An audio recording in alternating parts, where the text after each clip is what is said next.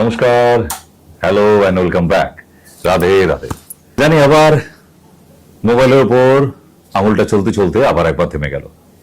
আর এই চ্যানেলটি ভারতবর্ষের যেখানে যত বাঙালি আছে, কানাডায় যে প্রবাসী বাঙালি আছে, বাংলাদেশ, নিউ ইয়র্ক, এই যে বিভিন্ন প্রবাসী বাঙালি বিদেশে থাকেন, তাদের কাছে কাছে এই ধরনের ছোট্ট ছোট্ট ভিডিওগুলি পাঠিয়ে দিয়ে তাদেরকে ঘরে বসিয়ে সুস্থ করার উপায় খুঁজে দিচ্ছে। একটা মহামারী নিয়ে কথা বলি, যে এখন দেখবেন যে এমন একটি মানুষ নেই যে ওই রাতের সময় শুতে যাবার আগে ঘুমের কোনো ওষুধ না খেয়ে সে ঘুমাতে যাচ্ছে। স্লিপিং পিলস, যেটা আগেকার দিন একমাত্র মারাত্মক অসুস্থ মানুষরা এই স্লিপিং পিলস সেবন করত, কিন্তু এখন সবাই স্লিপিং পিলস খায়। আর তাই দিনের পর দিন এই ঘুমের ওষুধ খেতে খেতে আপনি নিউরো ডিসঅর্ডারের পেশেন্ট হয়ে যাচ্ছেন, নার্ভাস সিস্টেম খারাপ হয়ে যাচ্ছে, আপনি নার্ভের রোগী হয়ে যাচ্ছেন। যদি বলেন কেন, আমি তো বহুদিন থেকে খাচ্ছি।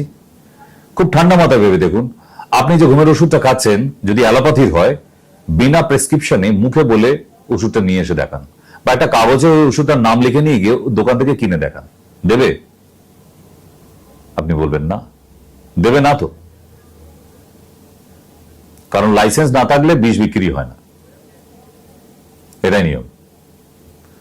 যে ওষুধটা 10টা একসঙ্গে খেয়ে নিলে সেই মানুষটার আর সকালে ঘুম ভাঙে না, যাবজ্জীবনের জন্য ঘুমের দেশে চলে যায়।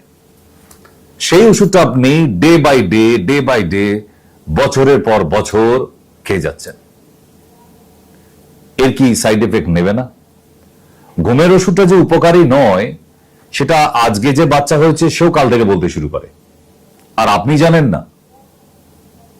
এই বুঝে না বোঝার ভান করে যারা, তাদের জীবনে দুঃখ অনেক, জানেন তো, মারাত্মক কষ্ট।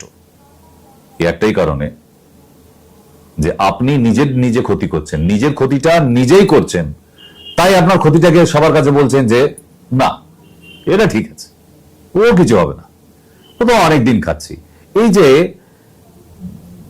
আতেল উড়াল কথা বলে একে, মানে যার কোনো ভাব সম্প্রসারণ নেই, ভাব সংকোচনও নেই। কি মানের না, ও কিছু হবে না, এই যে শব্দটা কি মারাত্মক বাজে শব্দ, এটা হাজার হাজার মানুষের প্রাণ চলে গেছে শুধু এই ও কিছু হবে না। কিছু হবে না মানে হয়ে যাচ্ছে, তো হয়ে গেছে অলরেডি, ক্লিয়ার না? তাহলে ট্রাই টু অ্যাভয়েড ঘুমের ওষুধ, স্লিপিং পিলস। এবার আপনার প্রশ্ন উঠলো, আরে বাবা রে, ঘুমের ওষুধ খাবো না, সারা রাত জেগে বসে থাকবো, তাহলে খাবো কি? দারচিনি, গরম মশলা প্যাকেটের মধ্যে যে গাছের ছালের মতো অংশটা থাকে ওটাকে দারুচিনি বলা হয়। কারিমন এতটা সাইজের থাকে, চিবিয়ে খেয়ে নিন, খেয়ে এক গ্লাস জল খেয়ে নিন, শুতে যাবার আগে রাত্রে একটানা ঘুম হবে। টগোরা, এটি ট্যাবলেটের নাম, আয়ুর্বেদের একটা ইনগ্রিডিয়েন্টস এর নাম টগোরা, সেটা থেকে ওই ট্যাবলেটটা তৈরি হয়েছে। টগোরা একটা করে খেয়ে ঘুমিয়ে পড়ুন, একদম টানা সকাল অবধি ঘুম হবে আপনার। তাহলে সমস্যা কোথায়?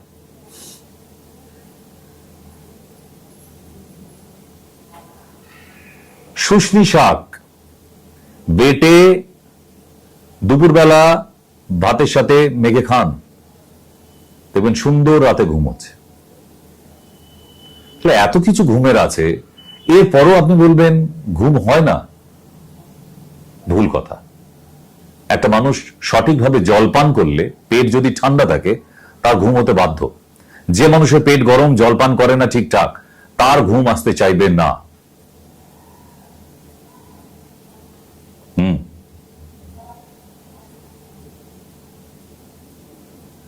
তাহলে একটা কথাই বলে রাখবো, যে মানুষের জীবন এত সস্তা না, এটাকে এইভাবে নষ্ট করবেন না। ওষুধ খেয়ে খেয়ে জীবনটা কাটিয়ে দেবার নয়, একটু নিজে সুস্থ থাকার চেষ্টা করুন, ঘরোয়া টোটকা ব্যবহার করুন, ন্যাচারাল ভাবে বেঁচে থাকুন। যত পারবেন ওষুধ কম খাবেন, সেটা আয়ুর্বেদ হোক, অ্যালোপ্যাথি হোক, আর হোমিওপ্যাথি হোক। ওষুধ থেকে দূরে থাকার চেষ্টা করুন, যোগা করুন, প্রাকৃতিক জিনিস খান, ফ্রুট খান, জল সেবন করুন, আর বাড়ির খাবার খান, আপনার নর্মাল ঘুম হবে। ঘুমোতে যাবার আগে কিছু জিনিস কার্যকারিতা আছে।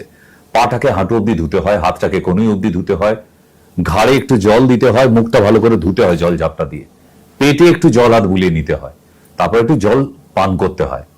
আপনার এমনিই ঘুম আসবে মশাই, আপনি স্নান করবেন না, স্নান করতে গেলেও ভালো করে গায়ে জল ঢালবেন না, জল পান করেন না, পেট গরম হয়ে যাচ্ছে, আপনার অ্যাসিড হয়ে যাচ্ছে, গ্যাস হয়ে যাচ্ছে, ঘুম হবে এতে?